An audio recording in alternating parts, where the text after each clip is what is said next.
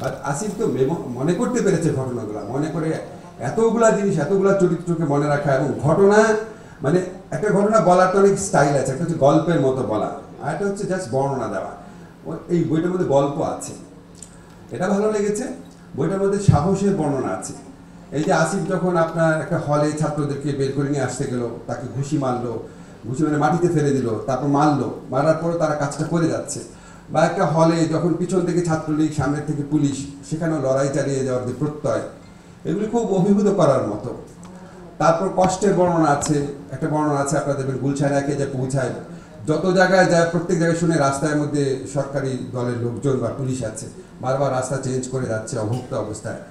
আর একটা সবচেয়ে বেশি আমার যেটা মনে হচ্ছে এদের যে ইনোভেটিভ আইডিয়াগুলো আছে, এই যে একটা জায়গায় নাহিদ তাদেরকে বলছে আমরা যখন পুলিশ প্রচন্ড চাপ সৃষ্টি করছে, ডিজিএফআই চাপ সৃষ্টি করছে আলোচনার জন্য, নাহিদ ওকে বলে দিচ্ছে আমরা আলোচনা করতে থাকবো, কিন্তু আলোচনা মাঝখানে যেমন কর্মসূচি ঘোষণা করে দিবা। তারপর নাহিদ আপনাদের নিজেদের বললো, ওকে যখন ধরেছে ওর কোনো তথ্যই রাখতো না, যাতে তাকে টর্চার করে কোনো তথ্যই না পাওয়া যায়। এরকম বহু বহু ইনোভেটিভ পরিকল্পনা, যেটা ওরা বলে কোটা সংস্কার আন্দোলন থেকে, নিরাপদ সড়ক আন্দোলন থেকে রাস্তায় যুদ্ধ করে করে করে ওরা শিখেছে। তো এখানে আপনার ওরা স্ট্র্যাটেজিক কারণে আক্তারকে পিছনে রেখেছে, এই জন্য আক্তারের গল্পটা আমরা কম জানি। আমাদের ক্যাম্পাসে যে কতবার আমার সরাসরি ছাত্র, একটু ওর কথা বলি, কতবার যে সে মার খেয়েছে, ওকে দেখলেই আমার রাগ লাগতো যে তুমি তোমার সাহসটা শুধু বন্ধ করো এবার, এরকম মনে হতো। মানে এই যে একটা সম্মিলিত অভিজ্ঞতার মধ্যে দিয়ে গেছে, এটা অভূতপূর্ব একটা বর্ণনা আছে এই বইটার মধ্যে। মানে এটা আর আমার কাছে মনে খুব অকপটে লিখেছে। আপনি এই বইটা পড়লে দেখবেন যে একজন সম্পর্কে সে লিখছে কার একটু সাহস কম, কে একটা মানে ভুল ডিসিশন নিয়েছিল, কে আন্দোলনকালে একটা আসিফের সাথে একটু তর্কই করলো, তর্কটা আসিফের অবস্থানটা ছিল সঠিক অবস্থানে, তারপর কোথায় কার মাথা থেকে কি আসলো, অনেক কিছু আসিফ অকপটে বলেছে। তবে এই বই যেটা একটা সীমাবদ্ধতা আমি দেখব, এটা খুব সংক্ষেপে লেখা হয়েছে, স্বাভাবিক আরো অনেক বড় করে লেখার কথা, সংক্ষেপ বুঝলাম কিভাবে। যেমন একটা জায়গা বর্ণনা আছে যে ধরেন আমি ওরা আলোচনা করছি 11টা-12টার সময় আসলাম, তারপর কিন্তু একটা দীর্ঘ আলোচনা হয়, দীর্ঘ আলোচনা, ইলুসারের প্রসঙ্গ আসে, ছাত্ররা সরকার থাকবে কিনা ওটা আসে। আমি নিজের দেখে আমার মনে আছে জিনিসটা, আমরা প্রায় 1 ঘন্টা আলোচনা করেছি, কিন্তু এটা একটা লাইনে আছে। এরকম এই বইতে আরো অনেক জায়গায় নিশ্চয়ই এরকম আছে। তো আসিফের পক্ষে এই বইটা লিখে একটা কাজ করেছি যেন ভুলে না যায়, এটা ধরে ধরে আরো বড় লেখা যাবে। আর এটা হচ্ছে কি, এই গল্পের মধ্যে কিছু চরিত্রের উল্লেখও নাই, কিন্তু আমি চিনি চরিত্রগুলো। আমি একটা ঘটনা আপনাদের বলি। এখানে আসিফের বইতে একটা বর্ণনা আছে যে ওদের আন্দোলনের সমর্থকরে উদয়ন স্কুল আর ইউলার স্কুলের ছাত্ররা, ওরা রাজুভাজ করতে যায়, ওদেরকে পায় নাই, কারণ ওরা অন্য জায়গায় ছিল। সেখানে তারা ছাত্রলীগের সাথে মারামারি করে পিটায় তারা চলে আসে, ওদেরকে পায় নাই। এখন এই যে যারা গেল ওখানে, কোনো ছেলের নাম নাই, কারো নাম নাই, কিন্তু আমি ওদের একজনকে চিনি। ভয়ঙ্কর গল্প দেখেন, সে একজন শিক্ষকের ছাত্র, আমাদের ঢাকা ইউনিভার্সিটির শিক্ষকের, আমাদের ফিজিক্সের টিচার। একদিন হঠাৎ দেখি সে উদ্ভ্রান্তের মতো আমার বাসায় আসছে, বলে স্যার আমার সর্বনাশ হয়ে গেছে। কি হয়েছে? তার ছেলে রাজু ভাজ করতে গিয়ে ছাত্রলীগের সাথে মারামারি করেছে, মারামারি করার পর তার কয়েকটা বন্দুক প্রচণ্ড আহত হয়েছে। এটা দেখে আসার পর প্রচণ্ড আহত হচ্ছে, সে একদম মানে অপ্রকৃতিস্থ লোকের মতো, উন্মাদের মতো আচরণ করছে। বাসায় আসছে বলে আমার ছেলেটা এত শান্ত ছিল, এত ছিল, বাসায় এসে দরজার মধ্যে বাড়ি মারছে, থাম করে দরজা লাগিয়েছে, আমরা কারোর সাথে কথা বলছে না। হঠাৎ করে রাত 2টা-3টার সময় শুনেছে আজিমপুরে মারামারি হচ্ছে, শুনেছে দৌড়ে বের হয়েছে ছিটকে, এখন তার কোনো খোঁজ পাচ্ছি না। কারণ ওইখান থেকে কোনো একজন খোঁজ দিয়ে বলেছে তার ছেলে এখানে আছে, ওটা খোঁজ পেয়ে সে পাগলের মতো করছে কোথায় তার ছেলেকে খুঁজে পাবে। এখন এই যে ছেলেটা, আমি কিন্তু নামও ভুলে গেছি, তার বাবার এই কষ্টটা, তার ছেলেটাকে রাত্রেবেলা সে হারায় নাকি, ঢাকা ইউনিভার্সিটির একটা স্টুডেন্ট, ওই ছেলেটার ব্লাড ক্যান্সার হয়েছিল, অনেক কষ্ট করে তার বাবা সমস্ত সম্পত্তি যা জমা আছে সমস্ত কিছু বিক্রি করে ছেলেটার চিকিৎসা করিয়েছিল। সেই ছেলেটাকে সে রাত্রে ফেরত পাবে নাকি, এই যে তার যন্ত্রণা, এই যে তার কান্না, এই যে তার ছোটাছুটি, এরকম কত যে গল্প আছে।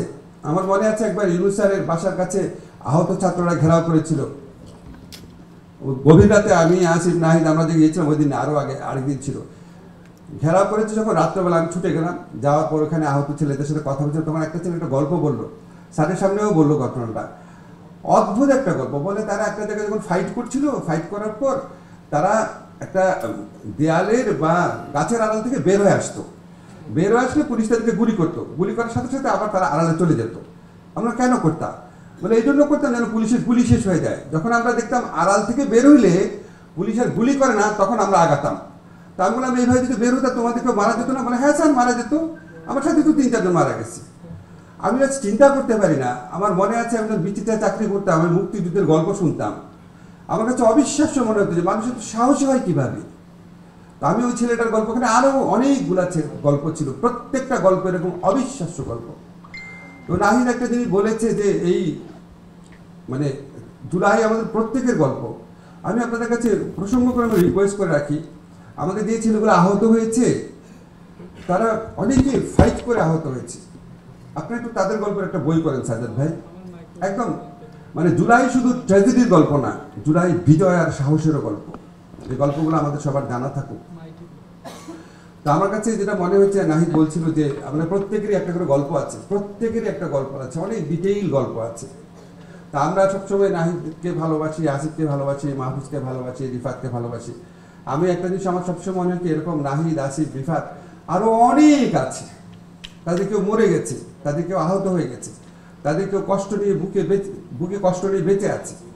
আমরা সবার যেই অভূতপূর্ব আত্মদানের মধ্যে দিয়ে যেই প্রত্যাশাটা ছিল, সেই প্রত্যাশাটা যদি আমরা কিছুটা এগোতে নিয়ে যেতে পারি, তাহলে এই আমাদের জুলাইয়ের ছেলেদেরকে আত্মদান, মানুষের যে কালেকটিভ প্রত্যাশা, সমাজের সকল স্তরের মানুষের, প্রাইমারি ইউনিভার্সিটি ছাত্র বলেন, মাদ্রাসার ছাত্র বলেন, গৃহবধূ বলেন, আমাদের যারা রিক্সা চালায় তাদের কথা যদি বলেন, শ্রমিকের কথা যদি বলেন, সমস্ত মানুষের যে অভূতপূর্ব একটা গণজোয়ার সৃষ্টি হয়েছিল, এই প্রত্যাশাকে আমাদের কিছুটা হলেও এগিয়ে নিয়ে যেতে হবে। আমাদের এই রাষ্ট্র ব্যবস্থায় কিছু সংস্কার করতে হবে। এই বইটা করে আমার কাছে মনে হচ্ছে মানুষের মনে এই প্রেরণাটা, এই তাগিদটা আরেকটু সৃষ্টি হবে। একটা কথা বলি, শেষটা কি, এই ধরনের বই লেখার প্রয়োজন আছে। আমার জানা মতে এই বইয়ের মধ্যে একটা তথ্য মিথ্যা না, ভুল হতে পারে। আমার কথা বলেছে আমি 11টা 12টায় গেছি, আসলে হয়তো গেছি 12টা 1টায়, but these are very minor. কিন্তু আমাদের এখানে এখন যে মিথ্যার চর্চা শুরু হয়েছে, আনবিলিভেবল, যে যাকে পারে ইচ্ছা মতো মিথ্যা কথা বলতেছে। এবং মিথ্যা কথা বলার ক্ষেত্রে সবচেয়ে দুঃখজনক, মানে আমাদের নিয়ে যখন বলে ঠিক আছে বলুক, কত বলবে, কিন্তু যখন আমরা দেখি আমাদের জুলাই গণঅভ্যুত্থানে যারা অগ্রসারী নেতা ছিল, তাদেরকে দিয়ে যখন অবাধ মিথ্যাচার চলে, জঘন্য মিথ্যাচার চলে, তখন আপনাদের মনে রাখতে হবে এটা জুলাইয়ের শত্রুদের কাজ। এই মিথ্যাচারকে উন্মোচিত করতে হবে। সেই সাথে জুলাইয়ে যারা অগ্রসেনা আছে, আমাদের যারা নেতৃত্ব দিয়েছিল যে তরুণরা, তাদেরকেও আমি এই প্রসঙ্গক্রমে বর্ণন করে দিই, বাবা অনেক কষ্টের পর, অনেক অপেক্ষার পর আমরা তোমাদেরকে পেয়েছি।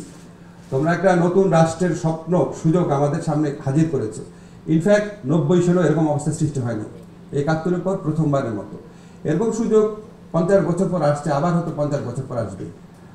তোমরা অনেক বড় বড় দায়িত্ব পালন করেছো, কিন্তু আরো বড় দায়িত্ব পালন বাকি আছে। 71-এ আমরা যে সুযোগ নষ্ট করেছি, তোমরা সেই সুযোগটা নষ্ট হইতে দিও না। তোমরা আমাদের জুলাইয়ের নেতা ছিলা, আরো অন্তত 5-10 বছর আমাদের নেতা থেকে আমাদের রাষ্ট্রকে একটা কাঙ্ক্ষিত গন্তব্যে পৌঁছে দিও, এটাই আমার প্রত্যাশা।